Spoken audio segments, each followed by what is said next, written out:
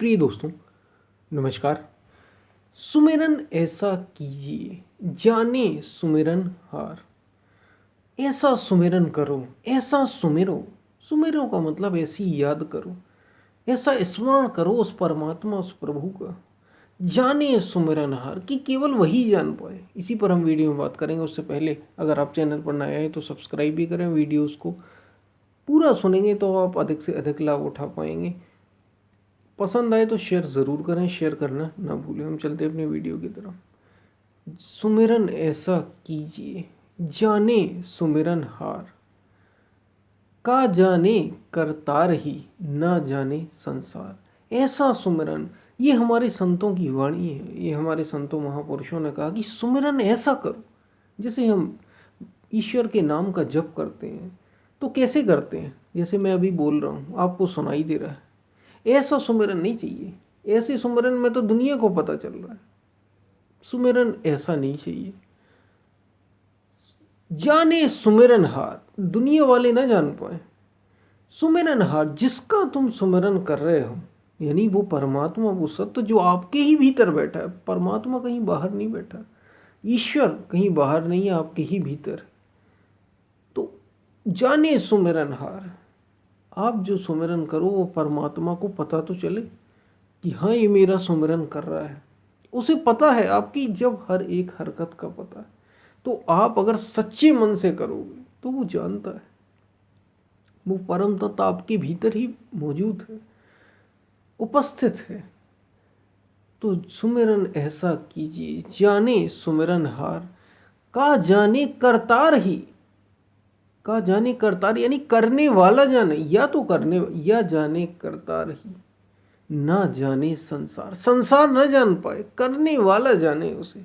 यानी सुमिरन ऐसा करो, स्मृति भगवान की ऐसी करो कि आपको पता चले और उस परमात्मा को पता चले, संसार को कुछ भी ना पता चले। वास्तव में जो भजन करते हैं, जो भजन के अलबेले संत होते हैं, महापुरुष होते हैं, भक्त होते हैं, वे तो ऐसा भजन करते हैं। वही भक्त ऐसा भजन करते हैं कि सामने वाला बता भी नहीं सकता कि कब भजन किया, कितना किया, कब नहीं किया।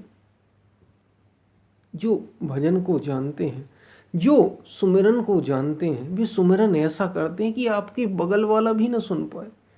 4 प्रकार की वाणियों का उल्लेख विशेष रूप से हमारे शास्त्रों में है, गीता में भी है, जगह जगह महापुरुषों ने कहा है। ईश्वर के नाम का सुमिरन बेखरी, मध्यमा, पश्यंती और परा, इन 4 प्रकार से होता है। बेखरी ये वाणी यानी ये जप का तरीका, भजन का तरीका। बेखरी वो है जैसे मैं बोल रहा हूँ, आप सुन पा रहे हैं। मध्यमा वो है, बेखरी के बाद आता है मध्यमा। मध्यमा वो है कि मैं बोलूं और आपको सुना, मेरे होंठ हिले, कंठ से उच्चारण हो।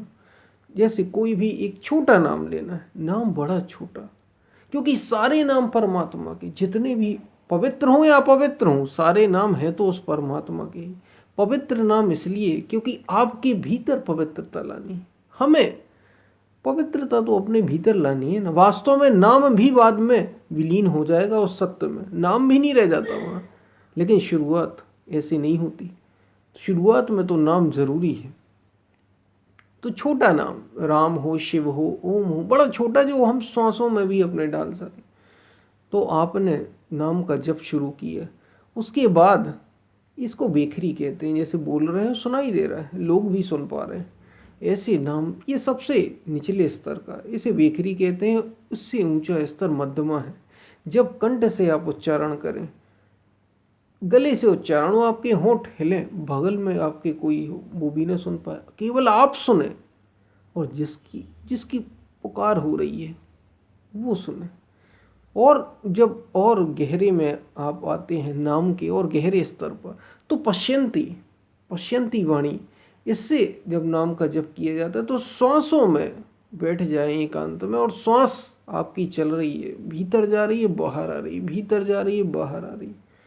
इसमें श्वास में नाम को ढा लेना। इसलिए छोटा पवित्र नाम, जैसे राम, जैसे ओम, जैसे शिव, जैसे सोहम, श्वास आए, श्वास जाए, नाम इसमें ढला हुआ हो।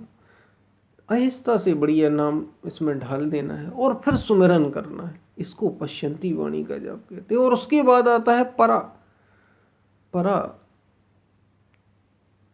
वाणी, ये पूर्ति काल होता है। पूर्ति काल, इसमें आपको श्वास में फिर जपना भी नहीं पड़ता। पहले तो श्वास में अभ्यास कराना पड़ता है, राम राम राम, ओम ओम ओम, शिव शिव शिव। फिर परा में केवल और केवल आपको ध्यान एक बार लगा देना है, खुद ब खुद नाम उच्चारण होता है। ये परावाणी, ये परावाणी पूर्ति काल होता है। इसके बाद नाम भी शांत होता। परम में स्थिति आ गई, उस सत्य के साथ एक होने की स्थिति आ गई। अब परमात्मा बहुत दूर नहीं, सुमिरन इस स्तर पर आ गया हमारा। भजन हमारो हरि करे हम पायो विश्राम। संतों ने कहा हमारे कि भजन हमारो हरि करे। ऐसी स्थिति आ गई कि रात दिन नाम फिर हमें करना भी नहीं पड़ता, स्वतः ही, जैसे श्वास हमें लेना नहीं पड़ती, जरा हम ध्यान दें और श्वास चल ही रही है। बस ऐसा ही भजन की स्थिति, सुमिरन की ऐसी स्थिति आ जाती है कि आपको करना नहीं पड़ता, जरा आप ध्यान दें और देखेंगे कि श्वास खुद ब खुद सुमिरन कर रही है। सुमिरन निरंतर चल रहा है, 24 घंटे हो जाता है।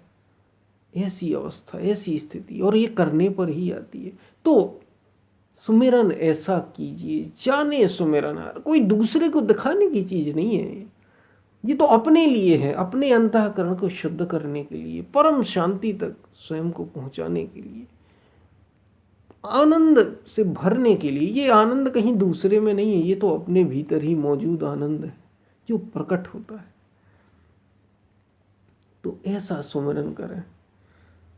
का जाने करता रही, या तो करने वाला जाने, ना जाने संसार। सुमिरन ऐसा कीजिए, जाने सुमिरन। जो जिसका आप सुमिरन कर रहे हो वो परमात्मा, उसको पता चले उसका सुमिरन हो रहा है। तो निरंतर वो सुने और तुम सुनो। बस तुम्हें भी सुनना जरूरी है, क्योंकि तुम निरंतर चिंतन कर रहे हो। तुम्हें बेहोशी में नहीं होना है, होश पूर्वक रहना है, सजग रहना है। और फिर एक ऐसी स्थिति आएगी जब दो अलग नहीं रह जाएंगे। वो नाम भी परम में प्रवेश दिला देगा, उस सत्य में प्रवेश दिला देगा। जब कैसे करें, जब की विधि क्या, इस पर भी हमने बात की। और सुमिरन का महत्व क्या, इस पर भी हमने बात की। सुमिरन क्यों जरूरी, इस पर भी बात की। ये ध्यान में प्रवेश का बहुत बड़ा माध्यम है, बड़ा सरल तरीका है ईश्वर के नाम का चिंतन। तो आपको ये बातें समझ में आई होंगी। हम फिर मिलते हैं, तब तक के लिए धन्यवाद।